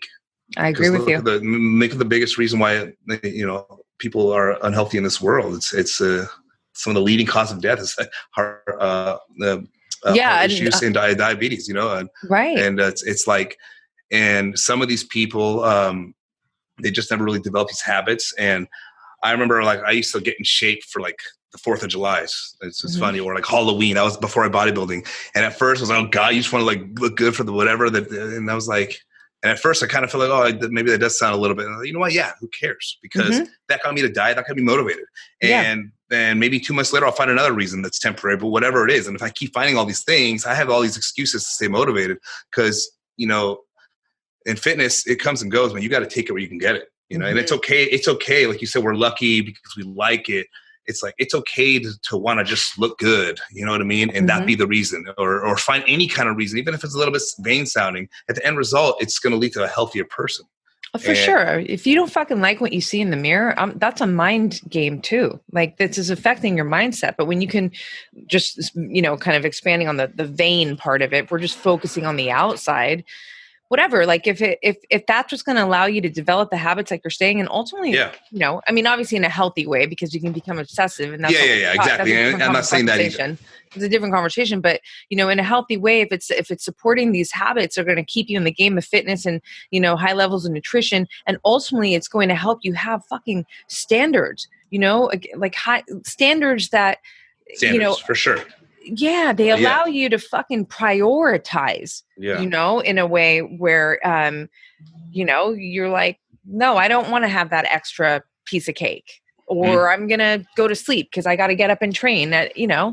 Yeah, what you're saying, like, whatever that lever is that's going to keep you fucking do it. Yeah. You take it. Yeah. And then it makes it easier to become something you want to do it for. Like you said, we're lucky because we have this, but it's also because we care. You know what I mean? So finding all the things to make it easy for you to care about why. Yeah. It's critical, man, because this is it's a long-term thing, and it does have shitty moments where you just don't want to do it, and you can never fall victim to those things. So you got to find motivation wherever you can get it, for sure. Yeah, I agree. Okay, I want to. I'm wondering, are you getting hungry? Because I'm getting hungry. I'm always hungry. I'm dieting. Yeah, I know. I'm fucking dieting bodybuilder. I'm hungry. Well, I want to talk about that really quick. Just because you are a couple weeks out from the first competition of 2020, obviously, everything has changed. I don't even know, like, what are your thoughts about how this is going to be? I mean, the UFC, you can't even, there's no people in the, at events right now. So what's your mindset around that part of the process? And then maybe talk a bit about just, are you doing anything differently? I mean, I feel like you have to be doing things differently. I mean, the gyms just started opening again, right? So maybe there, but like, just give a little bit on that, because I'm sure so many people are wondering what your mindset about this situation is, and going towards competition, and really your process, day in, day out. I mean, right now I'm just trying my best to not be distracted, because for what I do, anything less than everything that needs to be done is just simply not good enough. So there's a chance the show I'm even going for may get canceled again because things are getting crazy, but I can't let that get in my head right now. I just have to assume it's going to be what it is and go 100%, but for most of the people that are just going through, I mean, honestly, when this thing first happened, it was almost easy for me to just like give up a little bit, because everyone was giving up at the same time, and you're just like, it's always easier to go down with a friend, So I felt that. I felt like I feel like it's a little okay to kind of just let go, but then I was like, no, man, don't do that. Like, you have to right now realize that it's never going to be perfect regardless in life altogether. This is obviously a very much more severe weirdness going on, but if you can hold it together even through times like this, it just empowers you for the future. And lately I'm a huge just advocate of just doing something today that's going to give my future self back pocket motivation to always rely on, hey, remember how you handled that? This new challenge that you're feeling a little overwhelmed with, and you're having a difficult time to feel like if you can even handle this one, remember what you did there? You can do this too. And the more of those things you do, the more challenges you overcome, I just feel like it makes you stronger in the future. So this is annoying that we're going through this and it may get canceled like the last one did. Dieting so hard, sacrificing, watching on the Instagram, all my friends do so many fun things. And I'm just literally never a part of it because I'm like, I have a goal, I have this, I can't do that. And then it fell apart to nothing. And that may be happening again right in the middle of summer. Like, maybe I should just go and let loose a little bit. But no, I have a show coming up and it might get canceled. Who cares? Don't think that way. Life's never going to be perfect, man. So mentally, there's a lot of distractions, but I don't want to let that drive me. So I can, again, in the future, just know what kind of person I am, the kind of person that just, you stick to your goal. You don't get distracted. You don't fall victim to what feels easy. And right now it does feel easy to screw off a little bit because everyone's doing it. It feels a little bit easier to kind of give in to just kind of letting go of a lot of things. Hey, COVID, man, I was doing great. Then, COVID happened. You know what I mean? So no, I don't. I don't know what you mean because I didn't let myself fall victim to that. I found a park and I was doing pull-ups at a bar. I was doing whatever I can do because that's who I am. And if it wasn't who I was, and then you saw yourself do that, that's who you are now for the next challenge. You know what I mean? So I'm a big fan of always understanding life is, especially with fitness and nutrition, it's never going to be perfect. You got to give it 100% every time. And this is a perfect example of it not being perfect. But I don't want to let that distract me from what my goal is, because that's defining the character of who I am. You know what I mean? And that means life is never it's always going to throw you curveballs. And if you establish yourself as the kind of person that doesn't get distracted and doesn't let things that aren't perfect get in the way of you moving forward, then you just really put a crush in your life, and you're going to always have a hard time. If you're the kind of person that tells yourself and trains yourself and believes in yourself, no matter what the situation, I will find a way because I'm driven and that's what I'm going to do. When these challenges arise, and challenges are coming. And actually, believe it or not, you were the one, and you probably don't even remember, that taught me this a long time ago. I was going through a lot of hardship, and I was mentally really broken down. This is years and years and years ago. And you said something like, dude, if you can't handle this, you're gonna have a hard time in life. You said something along those lines and let me know, life is gonna get difficult. And if you can't mentally handle it, you're screwed. And I swear, I'm not just saying this right now. I thought, man, she's right. I have to get myself mentally prepared to be able to deal with all of these things that may and will happen throughout my life, because they're coming. They are coming. We all know that. The worst day of your life may be ahead. Who knows? You know what I'm saying? So I want to make sure that I'm prepared for that. I want to make sure that my mind can handle that. And what you're doing today is going to help you in those moments. And I just think that way all the time. It helps me to kind of not let nothing distract me from my goal. And if it does, again, because we all screw up as humans, it goes back to what we said earlier. Just be honest with yourself. Tell yourself you screwed up and embrace it. And it's going to make you more encouraged to want to do it right the next day, because you acknowledge that you screwed up, versus not acknowledging it, and then you have no weight of that to try to even make up for the next day. I want to know I screwed up. I want to feel the burden and weight of that. So tomorrow, when it's another day, I can say, okay, dude, yesterday you screwed up. Today you go twice as good. You know what I mean? Acknowledging that is key. Yeah, and maybe it's dude, that whole piece was so fucking powerful. There's so many things I want to say. I just want to, that last bit that you just said right there, and maybe it's maybe you made a mistake or something, and so and so in that moment, it's like, cool, I'm going to learn how to do this differently and then apply that, I'm just saying that's another way to look at it. But what you were just saying right now, first, I love that. Yeah. I don't remember when, I said that to you, but. No, but I thought of it at least 100 times since then. It was like in 2008 or 9. Really? It's changed. It changed the way I wanted to prepare my brain, because I was like, hey, she's right. Life is going to be tough. And I feel like if this current brain, this is too weak, and you better get stronger, kid, because you need to be able to handle these things. And if you don't start mentally preparing for that, and that's when I made that quote up a long time ago. Sorry to go off on this tangent, but it's real. When it was not like a real quote, but it's like a saying that I said to myself, when negative things happen in your life, it's an opportunity to practice becoming mentally stronger. When things are great, you don't have that opportunity. That's the word. You have to really absorb what I'm saying right now. It's an opportunity. Things are great. There's no opportunity right now. You can't practice going through a bad time when things are great. How? You can't. So when that bad shit's happening, instead of being, oh man, and kicking rocks and playing victim, you say, wait, hold on a second. Let me back up. This shitty situation in my life right now is an opportunity to practice mentally getting better at dealing with these things. So next time I'm that much better at handling it. And this is going to be the way I'm going to be able to live my life strong and give advice to my son and really just get through this life of ours. You know what I'm saying? So when bad shit happens, if you can make that your reflex, if you can train yourself to make your reflex to bad things happening, becoming, wait a minute, this is an opportunity to practice becoming mentally stronger, then you got to take advantage. Don't waste that shit. Don't waste it by moping and getting nothing out of it. Take advantage about dealing with it, and you've just become that much better. And over time, you're going to be that older person that has some kind of wisdom where people are going to just want to hear you talk because, like, man, that guy, that girl, she's the special. These things she just told me, because that's the strongest way you can live your life to get better every day.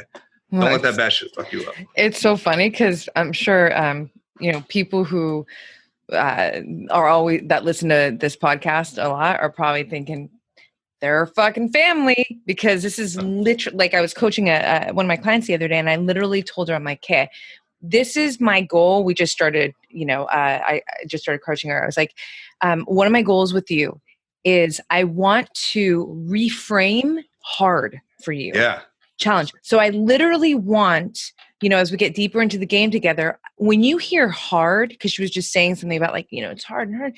I'm not like complaining, but just the weight of the hard. I was like, I want it to be like hard. Like you get excited. That sounds funny right now, but like, I know, right? Fucking, if that's what you got to do. No, but then I was like, I want it to almost be like cha-ching, fucking money. Here comes an opportunity. Yep. And the reason why I say this is because, and this goes back to where you were, and I wanted to kind of pull on it a little bit more, is like when you were talking about like life being hard and life's just going to get harder. Side note, one part life is fucking hard because that's just what life is. But equal parts, life is fucking going to be hard because I'm going to make sure of it, because I'm not playing small, because I'm fucking so. And I know this is kind of cool. I thought about this just recently, a couple weeks ago, and I know you'll appreciate it because you were a wrestler, a fucking badass wrestler in high school. But I was thinking, man, I'm fucking always pummeling with life. It's like boom, boom, boom. You're pummeling, right? Yeah. Right. Like the concept. And I really can speak to this so authentically, which is why it's such a part of the brand and coaching. Like I know hard, right? Even in our family, like our upbringing, it's like we fucking know fucking hard. We've tasted some hard for sure. We've tasted some hard. And then in our, older, like where we are in our career lives, like we're going, that's what Seek the Fight, it's like I want to go towards the motherfucking hard, because on the other side of that hard is the fucking next level version of me in my life. The next level. Yeah. It's back pocket motivation forever. You have for sure. And the other piece that I wanted to pull on, because you said it and it's so aligned with so much of what I talk about. I always talk about how I have a relationship with my future self, right? Like it's a whole fucking thing that my people know about, like the women in the mirror, meditation.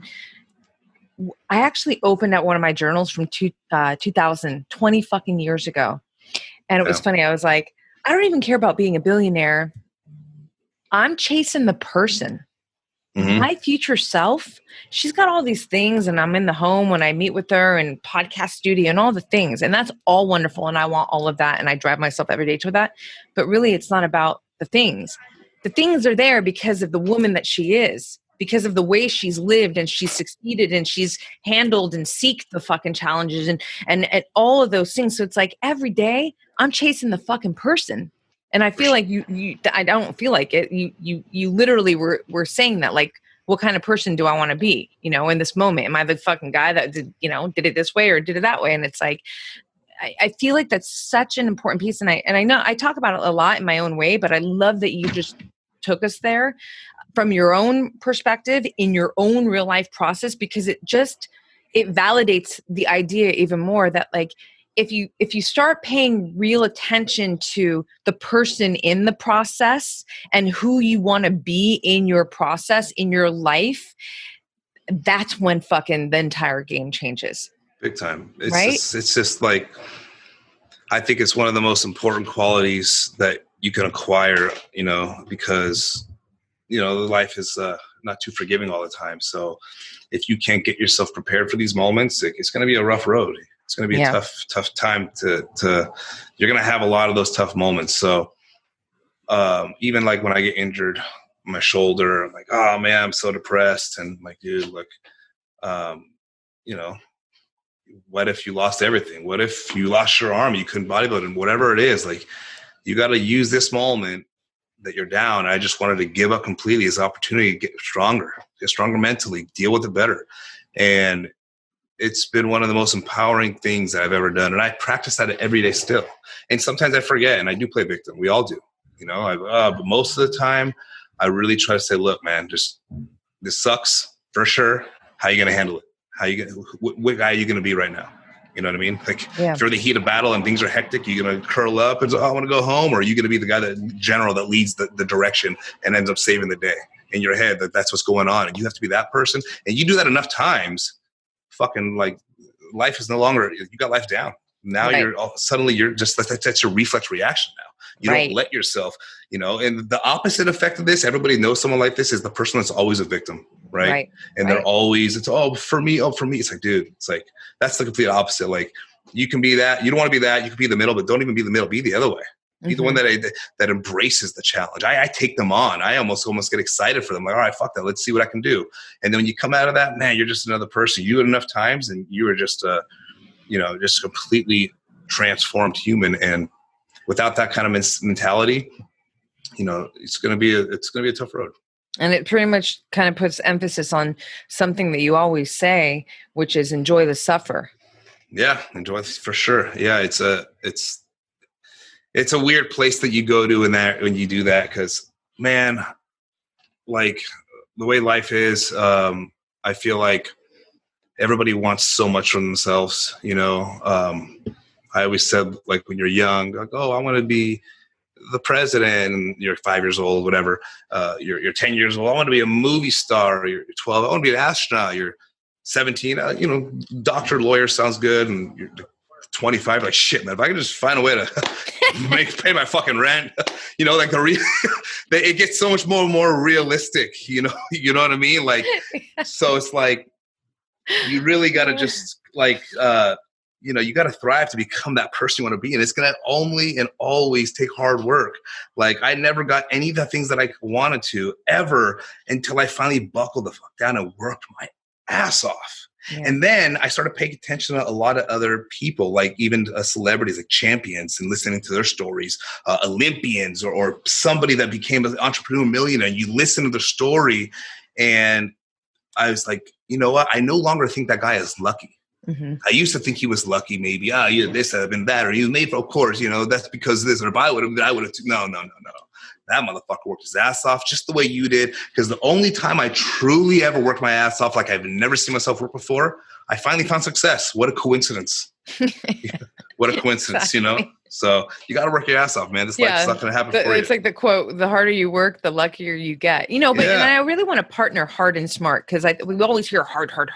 And I do want to inject that, because I think sometimes, that hard work can drive people to get sick and this and that. But no, there's just, and I know that this is so, again, and we spoke about this already, but like, I want a partner that it's hard and it's smart. So the my future self, that Roxanne, fucking, one of the things about her that I love so much is she's such a fucking strategist. She's emotionally agile and she's emotionally disciplined, and she knows how to be in the game of hard with an absolute strategy using intelligence, right? Sure. So you're not burning yourself out and becoming fucking bitter and all that stuff.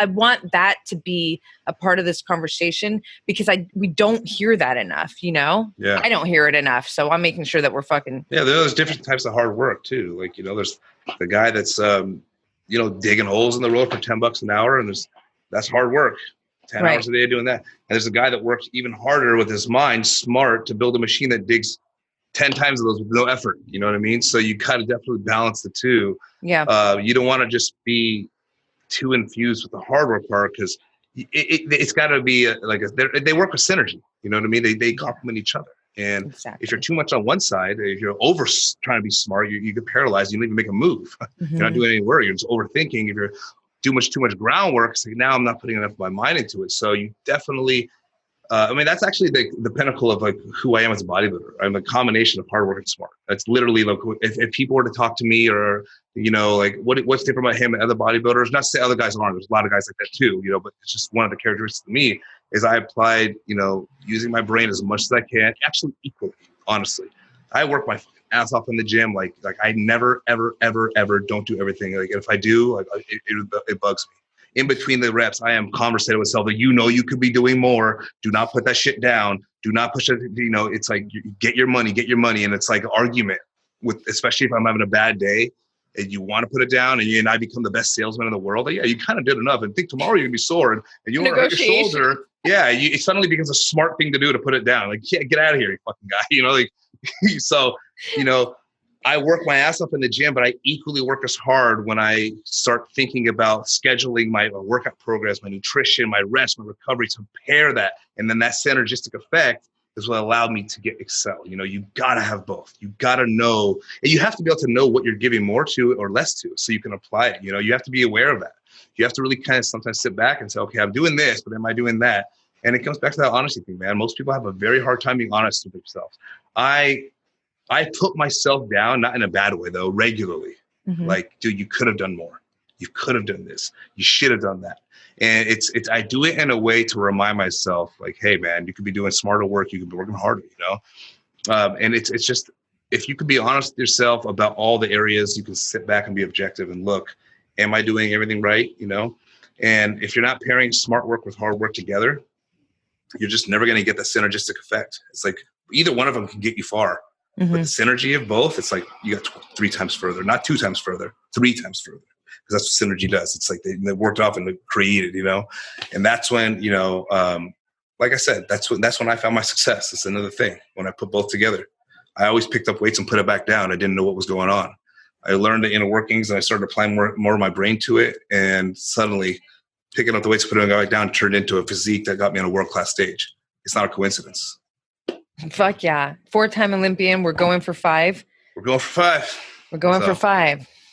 This is going to probably feel even more amazing when you're on that stage, just considering, what we're dealing with externally. Yeah. It's going to be crazy. Yeah. Sure. I hope we'll be allowed to be like, you know what I mean? Like people will be allowed. Yeah. But like we said, I mean, shit, we're doing this. It's just whatever. If we're fucking on Zoom, if I'm watching you on stage, there's whatever. Just like we've been talking about, things ain't going to be perfect, but don't let that shit deter you. You move forward. And that's kind of the name of the game. It's in our bloodline. And honestly, I'm sure a lot of people listening can resonate with what we're saying, whether they think that every day or they've had moments in their life where they thought like that. We can all be like that a little bit more, just fucking go forward, move forward. Always. I love it. I want to ask you one question I love to ask all my guests. So if you had a magic wand, I love my magic. Yeah. My magic wand, and you can give the masses one healthy habit that would affect their life, like the largest kind of ripple effect. So anything from like mindset to, eat more protein to fucking lift, whatever it is, what would it be? Well, we talked about a lot of things here already that could be one of those, but I would say, to put it in a word almost, awareness, like let's say specifically with nutrition. Right. Mm-hmm. A lot of my clients, they don't really know what they're eating. They are a lot of people, not my clients, just people in general. They don't know what they're putting in their body. They're not aware, right? They're not educated on nutrition. And let's make that what the answer to the question is. Sure. Awareness on nutrition. Why? Because that's also a part of health and the leading. It's like the greatest lever to health. Yeah, your nutrition, really. Yeah. Heart disease and diabetes are some of the leading causes of death by far. And that's obviously nutrition, exercise. So awareness is everything though, because awareness almost like works for you once you get it going. I always tell people, I give several different kinds of diet plans, right? I'll give a meal plan where it's like, okay, egg whites and this and that specifically so they can just follow the meal plan. But then I also give people like macros where they are just looking at the macros and they can kind of pick the variety of foods they like. And I encourage that style more. I give them both. I say start here because I know it's hard to just, here's the macros, go figure it out. It's like, here's what these macros are in an example diet. So start here, but I encourage you to branch off. Tomorrow or next week, let's switch one of the meals and eventually I want you to put something else but match the macros of it, the protein, carbs, fat of that meal. And eventually I want you to be able to pick foods that you actually enjoy so you can make this a long-term sustainable thing. Anybody can go off of a diet list of 7 different boring foods rotated for 12 weeks in a row and suffer and this, but they're going to lose weight. Sure. But after that, where do you go? You don't know how to apply foods you like into this lifestyle now. So you're going to probably rebound and gain the weight again. That's why everyone can lose weight. It's very easy to lose weight. Everyone does lose weight. Nobody keeps it off. That's the issue, right? So I tell people like, some of the clients like, oh, can you just give me another meal plan instead of the macro thing? Because I could, but let me tell you why I would encourage you not to. I want you to get a food scale for 3 months. I want you to read nutrition facts. I want you to take just 3 months. Let's look at like a 3-month certificate of food awareness. You need to have to read a label and understand what food you're putting in, how much of this equals this many calories and how much of that equals that many calories, knowing all of this stuff. Learn it. It's going to take a little while, but if you invest and learn into that, And then you're paying attention to your activity. So I wear a Fitbit all the time to like my activity. So now I'm learning what amounts of food go in my body, and I'm also learning my activity, right? What goes in, what goes out. And when you work hard and you go burn off 500 calories from a cardio session, and then you go and now that you're reading nutrition facts as you're doing it, you're like, wait, this bag of chips is 500 calories. I just ran for an hour. Like, fuck that. Now you know, right? It's that awareness that kind of, it's like, for lack of a better way of saying it, it mind fucks you. It makes it to where it's very hard for you to now go and just consciously make these bad decisions. But if you don't really know this stuff and you go to the Cheesecake Factory and you get, this chicken thing, and you don't really know, but you don't see the calories in this was 2,000 calories for this meal. And then you had a lot of bread and butter, and then you're having cheesecake. You just had 5,000 calories, okay, in this one sit maybe. Okay, well, it took you 3 weeks to burn off 500 of your little cardio sessions each time. Like that awareness of knowing when you're staring at it. See, I can look at a plate of food now because of my awareness and say, okay, this is probably this many calories, and I can estimate what it is and make a conscious choice. I always tell people, imagine you're going to the ocean every day, you're having a good time, you're swimming around, we're having fun all summer long. And then at the very last day of summer, we're about to go in the ocean, and I say, hey, look at this video real quick. And it's a video of underneath the water, and there's sharks and piranhas and stingrays all next to your feet. This is you all summer long swimming near these things. You didn't know they were there. They never even bit you. You're fine. But they're there. And then we watch that video and say, okay, now, hey, let's go in the ocean. It's like, fuck, no, I'm not going in there. Like, why not? You've been going all summer long. You've been fine. Yeah, but now I know. And I'm going to make a different choice. Yeah. So getting food awareness, understanding what food equals what you're putting in your body, that will just force you to make a different decision, because it becomes very difficult to know you just did cardio and you're about to go slam down this thing and erase the last 2 weeks of cardio with one night out. And you'll find yourself just habitually making different decisions subconsciously because of your awareness. So magic wand, suddenly you have awareness of food. You have the education of food that goes in, goes out. You know how to eyeball your food. Yeah. It's just like, it starts working for you. It's so true. It's so good. And and you know what I love about it too? It's like, it's not just beneficial if you're, competing as a bodybuilder or, anything like that. This is for life, because actually, yeah, that's what I'm not going to be bodybuild forever. And I know that, obviously. And This is actually one of the tools that I am happy to have for my life after bodybuilding, because the last thing you want to do is just not know where to go from there. A lot of people can follow regiment plans, but making it a lifestyle is the trick, is the key. You can't make healthy eating a lifestyle to the fullest extent without that awareness. So getting a food scale, 3 months, I tell people, I challenge everybody listening, 3 months, you get a food scale, you read nutrition facts. When you're in the grocery store, you read this, you start paying attention to what you're eating and what calories come with it. You will realize, oh my God, this thing has that many calories. I am not eating that. Especially if you give yourself like a 2,000 calorie budget. And you see this thing that you liked was this much. And it's like, okay, this bag of chips is 300 calories. And that Gatorade that I had, that's 700 calories. And I have a 2,000 calorie day. So I only have 1,300 calories left in my entire day because of that snack I had at 12 o'clock that I was hungry again at 1. Like, this is just a bad choice. And now that I know, I am not going to make that choice because it's too hard to consciously make that choice. Yeah. If I didn't have that awareness, you know how easy it is to have that tasty Gatorade and eat those chips? You don't know. So it's like, oh, fuck. But once you know, it's, fuck. I wish I didn't know, but I do. You can't unknow it. You can't know. Yeah, you fuck yourself. It's like, so magic wand awareness for food. It's like, that would be so good. It's so good. It helped me fucking when you got me starting to track, whatever, 2014, 15, when that was like, that made it. You remember my almond butter? I was like, I just, damn it. And when it's an emotional thing, because I love my almond butter, but when I actually started putting fucking almond butter on the scale, I was like, and I even would put it in the tablespoon thing. Not good enough. Because that shit's wrong. And then you just get, it's incredible. Scoop. Right. Yeah. So and it's just an empowering tool, right? Because like you said, you just need to know where you're at to know, is this in alignment with my goals, really, and even if the goal is I want to be healthy and have a healthy body composition, for the rest of my fucking life. Yeah. So that's a good awareness is a key. And the thing is, it's this whole tracking and reading and all that, it's not forever. So the people that are considering accepting this challenge, I always tell my clients, look, this is not forever. Is it annoying and tedious? And I got to put food in a scale and do, hell yeah, fine. But so is school. And so is a lot of things you went through, but you did it. You got the certificate, the degree, and that's it. So I want to say like get a food awareness certificate. Just track your food, read labels, 3 months. It's like you're going to forever look at food differently. You should fucking make those certificates and give it to your clients. I might do that one day. That's good, you know what I mean? It's a real thing. It's a real thing. It's a lifelong habitual thing. It's a real win. Yeah. For your life. Long term, for sure. So that would be my thing. I love it.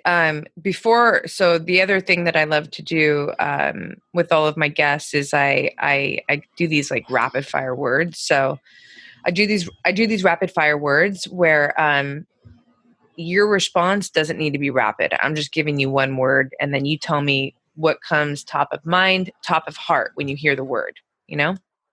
But before I go there, I want to ask you, is there anything that we didn't speak about? We covered a lot, but that, you know, either you don't get asked about and you want to speak on more, or maybe, you know, like your community would love to hear it, or just something. I mean, I know we did cover a lot, so no worries if not, but I like to ask that. We did cover a lot. No, man, I mean, off the top of my head, I feel like we did kind of cover all the basics of things that kind of go into my day to day, you know, just knowing that you're not going to always feel good every day. And that's completely normal. You know what I mean? People look at people, I don't want to say like me, but like me on Instagram, and they see something, and it almost can be discouraging when you see all these positive posts of being buff and ripped. I'm working hard, I hit 110% fucking all the time. But I gotta guarantee you, man, like I'm telling you for a fact, actually, there's a lot of the other sides that make me just as human as anybody else, just like any other person you look up to, that, you know, it's hard, and that's extremely normal. If you don't have that, then they say you're the weirdo, really. You know, so it's actually it's a very big part of it. We're not always what we portray on social media, you know, including even myself. I'm not going to share all of my worst moments, but they're there. It's a part of this journey. So if you ever feel discouraged by looking at somebody because it seems like they're always going and doing so great, and how are they able to do that? It's because we're showing you snapshots of our best moments, but there's a lot of shit that people don't see, that I feel, that you also feel, and it's just part of the deal. It's normal. So it's there too. I love it. It's real. That's awesome. Yeah. Wait, that shirt is dope. Is it? I need to get one of those. Yeah. It's Ohana, his family. Yeah. Family. Yeah. So good. Yeah. They're good. It works actually good for this because there's your family here. So I know, right? That's perfect. Yeah. Did you see my shirt? I have a tiger. It's also like, I feel like that's in our bloodline. That's fucking family for sure. I was listening to that earlier at the gym. Right? Oh, fuck, it's so good. Was. And it never loses its robust fucking impact, right? Yeah, especially if you're in the right mood and that song comes on. Oh, forget it. It's always good. If you're in the right mood, you're like, oh shit, I'm about to fucking probably get hurt. Yeah. That's a real thing I have to consider sometimes. Like deadlift, like, whoa, you better fucking check your form right now. I'm like, turn the fucking volume down. Yeah. You're about to hurt yourself. That's just getting too pumped. I love you. Yeah. That's so sick. All right. So ready for the first word? I'm a little nervous. Yes. No, okay. I'm just kidding. No. Okay. First word is love. Family. Right away. Perfect. My son, especially too. Love him. I want to inject this in there. So, you know, when you talk about like, and I love that you said this so much because I actually never talk about this and it's so fucking real. You know, when you were like, sometimes that tired mindset isn't, you know, you actually need to chill too. It's not just the body feels good, but that part, that's such a big piece that you put. And I want to use today as the perfect example because I literally like, you know, I came over and I was like, hey, I'm going to lift. But I didn't. And, you know, what I really needed was just like to chill with my family. And I got to hang out with my little Arya 2.0 in the backyard. And we did chalk art and we, you know, did water. But like, and I swear, brother, before I came over, I was like on the couch, which is, I'm never that way. I'm like, oh my God, I'm tired. I don't know what the fuck. And then when I came home after that, just getting that oxytocin, that I was like energized, like, all right, let's do this podcast. Yeah. I mean, everyone's familiar with physical fatigue. Not everyone really connects the dots with mental fatigue. Yeah. I mean, you think about it, like a good analogy to put this, and then we can move on to it. But you know, you drive for 5 hours physically, you're just fucking totally relaxed. You're just chilling. You get out of the car, you're tired as fuck. Why am I physically tired, when all I was doing is resting, literally just sitting, because your brain had to focus on driving. Hey, I can't die. So I'm focusing mentally, and you're now overall fatigued because you are mentally. So sometimes you need to recognize you need to give your mental fatigue a recovery day. And it may not make so much sense, and it may go against your, oh, fuck, we got to go gung-ho plan. But if you can't zoom out and see it that way, then you're going to eventually hit a wall, and it's going to probably work out negatively overall. So that's awesome. That's a great analogy. Fucking love that. All right. So the next word is fear. Fear, man. For me personally, it's not becoming who I thought I would be when I was a kid. Like I said earlier, like when I grow up, everyone had expectations. Fuck that. I got to become that. I want that. If I don't become that, it's going to make me have a difficult time going to sleep at night. And there's certain standards. It's not like the specific one thing, like, oh, the movie stars. No, but it's like a certain person. And that could be, a loving father, a good, successful person, a healthy, there's an abundance of things. But I have a vision of who I want to be. And if I don't become that man, that is what I'm fearful of. And that's also what drives me every day. Fucking perfect. It's beautiful. Challenge. Life. Fucking just period. Life, it's never going to be easy.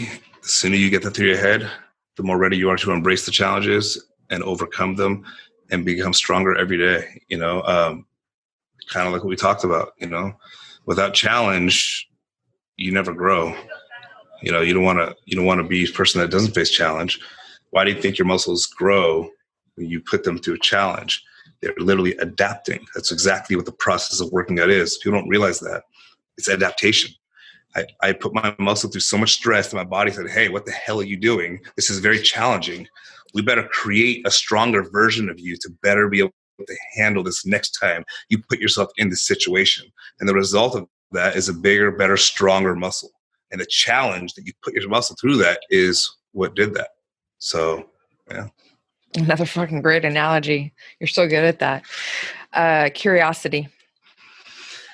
Curiosity, I feel like it has to do with kind of really questioning yourself about what you're kind of made to do. I feel like everybody has something that they're probably more destined to become great at or not. And there's more than one thing, but there's several things. And if you're not curious to kind of continuously search yourself, to kind of find out, where do I thrive in life? So many different things, not one thing at all. Then you're really not you're doing yourself a disservice. If you just live your life going through without being curious about yourself and your skill set and what you're here for and what you can do and who you can impact, if you're not curious to search for these things, you're probably going to end up short with your potential, and that's not a good way to live your life. Yeah, home run. I love it. Courage.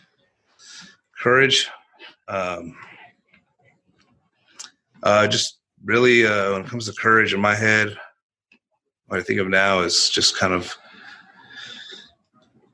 facing all of your fears and being okay with it. Like there's so many things that my life has put in front of me that give me fear. You know what I mean? I'm very loving towards my family, and I feel like it's weird. For some reason I have emotion right now. I don't know why. I love it. But I don't know. It just feels like, you're going to have to put yourself through so much in order to be there for the people you love. And it's not always going to be an easy situation. And you're going to need a hell of a lot of courage to push you through those things, and I love my family so much. I love you. I love everybody. And I just, since I was a kid, I always wanted to find a way to just have a way of taking care of everybody, and I just I don't know, something to do with my family.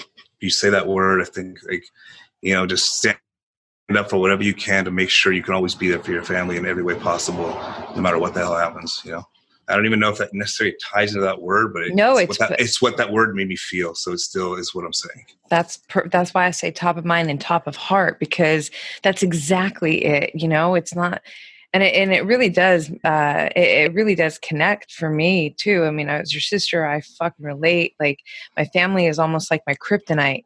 I can handle everything, right? Yeah. But like, my family is the fucking thing. Yeah. And so I get it. And so much of everything that I'm striving for in my life is not just for me. It's for all of us, Yeah. and yeah, we got, I think we got lucky in that department too, Big time. because We did, for sure. Fuck. So good. Okay. Just a couple more. Well, I mean, we'll just say this one for fun. Passion. Fucking A, man. Like this episode. Without it, you're not living. Period. It's like when you fucking wake up without passion, like literally, that is just another day down. Nothing even happened. You know what you did? You got older. When you have passion and you drive forward, you are making progress in your life. Without passion, without goals, without direction, you are literally just doing nothing but aging. You're getting nothing else but that. Passion is the driver to an exciting life. You're a fulfilling one. I love it. Yeah, for sure. 2 more. Resilience. Oh man, resilience is just never letting yourself get down to a point to where you break. It's okay to bend, but just don't break. We're always going to bend, and that's fine. You can always bend it back, but if you let these problems break you, it's gonna really put a gap in your life. It's gonna really slow you down. So it kind of goes back to what I mentioned. Anything that happens to you, just take advantage of it. Use it as an opportunity to get mentally stronger. You need to get resilience to live in this world. I mean, fuck it, look at the year we're in, right? Yeah, exactly. And there's a lot of people that are letting it be the reason why they're gonna let everything go. And there's a lot of people that are gonna come out of this shit strong as hell. Those are the resilient ones. Yeah, I agree. Last word is excellence. Excellence. I feel like everybody has a version of excellence within them. And it is our job and duty in this world to figure out what the hell that thing is and go. Do not settle for mediocrity. Find out what you're here for. Find out what you're good at. Find out what you find yourself easily becoming obsessed with. Find out what you easily have passion with, and you get the fuck up and go. And that's where you will find excellence. Meet yourself. It's perfect. Boom. We did it. I love you. I love you too. And I'm saying this because by the time this episode comes out, it's your birthday. Well, your birthday would have passed. So I love you. Yeah. Happy birthday. I'm fucking proud of you every single day. It's really like, I mean it. You always inspire me. Of course I'm your sister, but it's way deeper than that, because when you think about like the kind of human and the person, it's like this kind of human and person that I am admires this kind of person and human that you are. And then you add the family factor and it's like, this is dangerous now. You know what I mean? Like synergy. It's synergy. It's a synergy. I got the same from you. Like I told you, one of the most important values of my life that I mentioned came from a phrase you told me in a down part. And that's 1,000,000% the truth. So I love you. I love you. All right. Well, tell everybody how to stay connected to you. Instagram. Instagram's for me the main way to go. It's just my name, Arya_Saffaie. So you guys obviously know that. So follow me. I'll be sharing more of my journey. A lot of what I do on my page is, there's besides a lot of pictures of me, but there's a lot of verbiage in there of just sharing the knowledge I have. That's what I do most. I just like to share whatever I can about fitness, nutrition, goals, things like that, even mentality, things like we shared today. I put all that into one, because it's not just about nutrition and diet. You got to have a certain mentality to help you to apply those things. And that's kind of where my page is all about. So Arya Saffaie. Arya_Saffaie. Perfect. Yeah. Everything will be in the show notes. And then obviously we know that you have a lot of exciting things coming out that you're working on. And so it'll be a good way for them to kind of stay tuned for all that too, right? For sure. Perfect. For sure. All right, brother. In the works. All right. I love you. It's time to fucking eat. I know. Let's do it. I know. Seriously, I'm coming over. Okay. Bye, guys. I love you. Bye, guys. Thanks so much for tuning into this episode, you guys. If you loved it, please share it on your social. Throw it up on your Instagram stories and tag me. I'm at Black Belt Beauty. I am also at Roxy Look, RoxyLook. I love connecting with you guys. This is a conversation that I want to just continue growing with you guys. So if you feel inspired to hit me up, do so in that space. I always enjoy hearing from you. If you'd like to support this podcast, you can do so by rating it and reviewing it via iTunes. It's such supportive help, you guys. It really helps the visibility of this podcast. So I appreciate and thank you in advance for doing that. And last but not least, if you are interested in starting your own podcast, or perhaps you already have one and you need help with, editing your audio and the production of it, I cannot recommend my producers enough.